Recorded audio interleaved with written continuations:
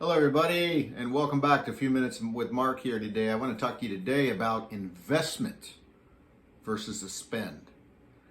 And the currency I want to talk about is time. Some people say you can't invest time because it doesn't return the same currency, right? We can never create more time. And I disagree. I think you can do both. And let me give you some examples, or at least one for sure if we have time, about how to invest your time to multiply time. The greatest investment I've ever seen or heard of for multiplying your time is creating legacy through your children. When you invest time with your children, two things happen. First thing is that you show them that you love them, because every child spells love, time. They spell it time, T-I-M-E. The more time you spend with a child, the more love they feel. Unless, of course, there is something wrong with you, in which case I would ask you to take the stupid test. And if you take the stupid test, it kind of revolves around like this.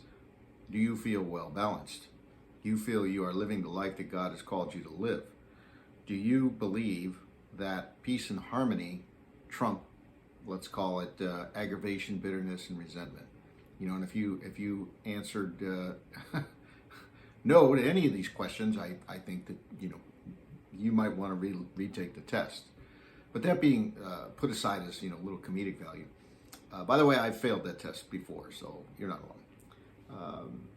When you spend time, you never get it back, and you're just kind of like, I don't want to say wasting time, but there's no real priceless return. A priceless return is always going to be with your children and family. Another priceless return is on the arena of self-help. If you don't pass the stupid test, for example, you might want to think about developing yourself and growing yourself and getting to a point where you become the person you want to see in your children.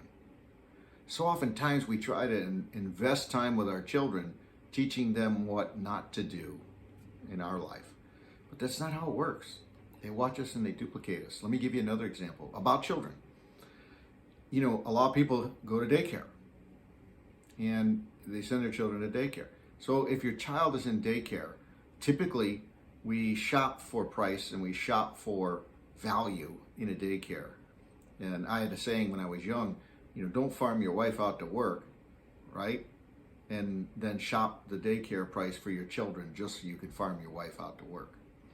So you can get a boat, or a bigger house, whatever. Material goods. The material goods have no time attached to them. Right? They're usually time stealers, not so much creating time or multiplying your time. When you create a peaceful heart and a peaceful mind, your time multiplies.